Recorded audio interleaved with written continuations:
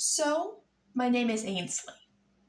I'm an author and illustrator of children's books, and this is my YouTube channel where I talk about children's art and literature. And today I'm sharing about how I made a book for America 250. I'm deeply passionate about children's literature. I want to see the golden age of children's literature revived. I want more books that look like the classics that we grew up with. I think it's undeniable that in the past 30 years, the quality of children's literature has really declined, and I'm talking about both the art and the stories. In art, we see digital art that is cheaper and less nuanced, gradually overtaking fine art. And the standard for children's books used to be fine art, specifically ink and watercolor. I really don't want to upset any digital artists that are out there, and there are digital artists who produce really great content for children. But you'll notice that some of the best digital artists, like my friend Harley Mansky, she produces art that looks a lot like old pre-separated drawings, which were a form of fine art. So closer to real is better, and the introduction of AI has been absolutely disastrous for the children's book world. Second of all, a lot of the newer stories don't have the same appeal because the messages have been dumbed down or they've been politicized. I could explain many reasons why I don't think recent children's works are as good as older ones. But today, I'm here to introduce my very special book and to see what your thoughts on it are. This is the first painting that I made for my children's book, My Country 'Tis of Thee, an old song resung for America 250. And you can see that this is a plane flying over the Appalachian Mountains. I try to base my work on real life when I can, so I actually based that one on a plane ride my sister and I took home from a conference and my view out the window that I'd sketched. This is another painting. This is for the line, Land Where My Fathers Died, Land of the Pilgrim's Pride. And you can see just how emotional this artwork is. In fact, when I first took it on, I was worried that it might be too tough of a topic for young children. And I had to portray this reference to death, which of course was endemic at the time of the story. Very, very gently. I think I succeeded. I've had a lot of positive comments on Instagram about that picture. And this is my title character. She's never mentioned in the book because the book is based on an old song, but her name is Libby. And Libby is sort of a stand-in for all those curious and passionate little girls exploring American history. A little bit like the American Girl dolls or Dear America Diaries, sort of that vibe. I wanted to kind of make her symbolic of the country's 250th anniversary. So why would I do an America 250 book? Why is this topic so important to me? Well, and why would I use it to introduce my channel? Well, to emphasize that there is more to children's books than there appears to be on the surface. We often think, well, they're just simple and fun. There's more to them than that, even more to simple picture books. And this book is one that I hope has the power to connect our littlest ones and to reignite patriotism, but also to restore unity. We see people of all different backgrounds on the pages of this book. And they're all part of the same nation, and they're all rejoicing because it's that nation's 250th birthday. And a lot of the book isn't even about people at all. It's about nature and about the glorious landscape that we can appreciate because it's part of our heritage. I don't think that you can look up at these glorious eagles soaring and not recognize how splendid our environment is and how lucky we are that that's a part of our heritage too. even the song is kind of a living artifact of American history. It was first sung by children at an 1831 4th of July celebration in Massachusetts. And it was written for the occasion with a tune borrowed from Britain's God Save the King and from numerous German patriotic hymns. And there's more than a little irony to that, because the lyrics are completely different from what you'd find in a European patriotic song, and even from most American patriotic songs at that time. A lot of patriotic songs from the time, like Columbia, Gem of the Ocean, and you can look that up. It's not a bad song, but it does have kind of a militaristic and bombastic tone, kind of USA, USA. And that would make sense because we just fought the Revolutionary War and the War of 1812 and won. So there was kind of a triumphant mood to it. They're both in living memory when My Country 'Tis of Thee was written. As for the European songs from which the tune is taken, their lyrics are about the sovereignty and loyalty of kings. They're about loyalty to a monarchy.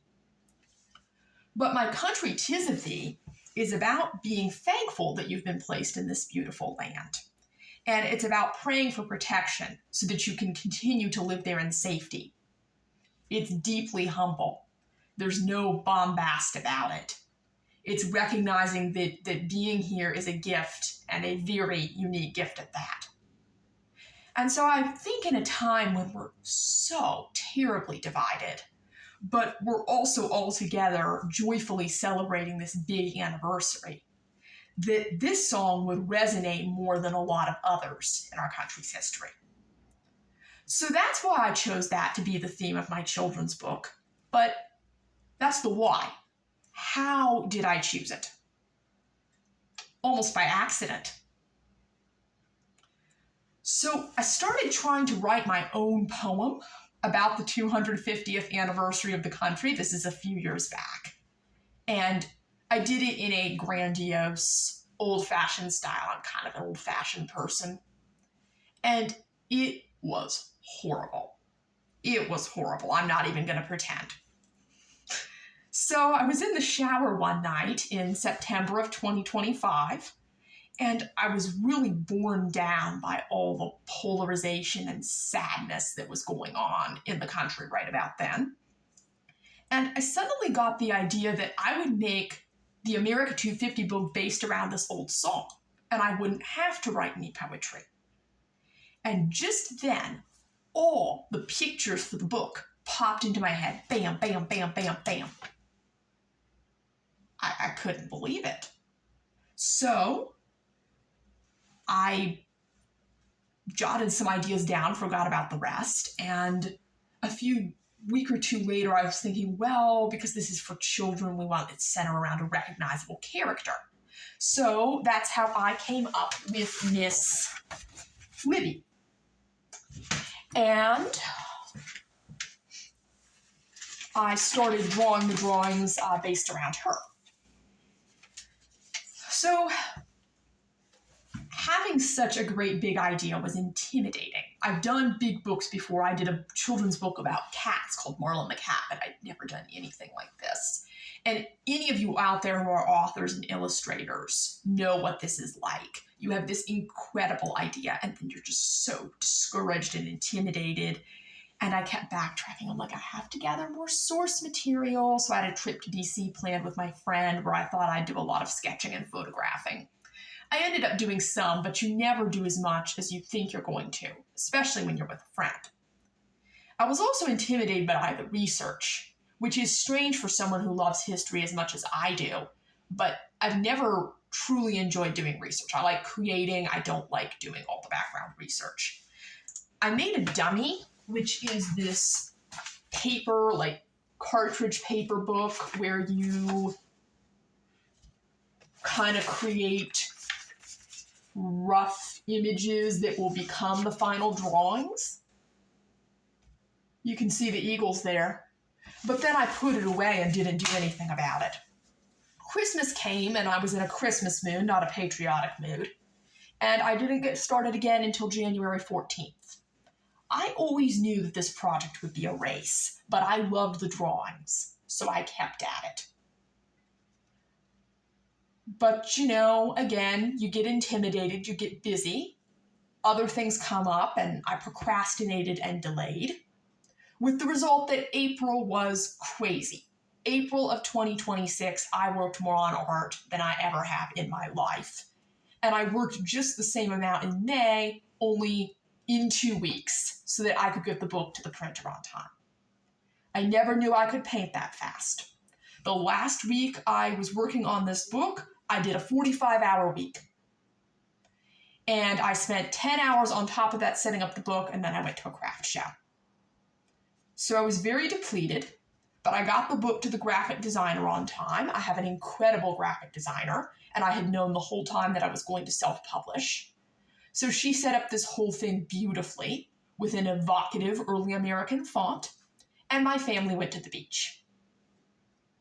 So it is June 20th today, and I finally have that book coming in the mail. And I'm completely self-published. So I really need your help to get the message of this book out to the world.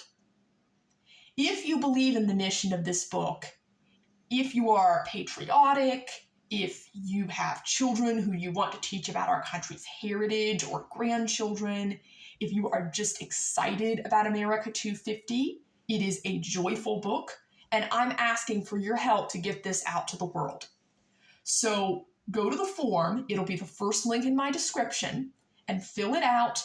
You're going to select either PDF by mail, or you're going to select Kindle if you have a Kindle. And you will receive a free download of the book. That's called Joining the Book Launch Team, and I rely on Amazon reviews as a self-published author to push the book. So go on there, read the book on Kindle, write me a review. The download will be free starting June 24th for anyone who has Kindle, and it will be free until June 29th. Also, you can go over to my website and download free coloring pages that are based off the illustrations to the story. And please like and comment on this video and consider subscribing to my channel for more content about children's books and art. Thank you very much for watching.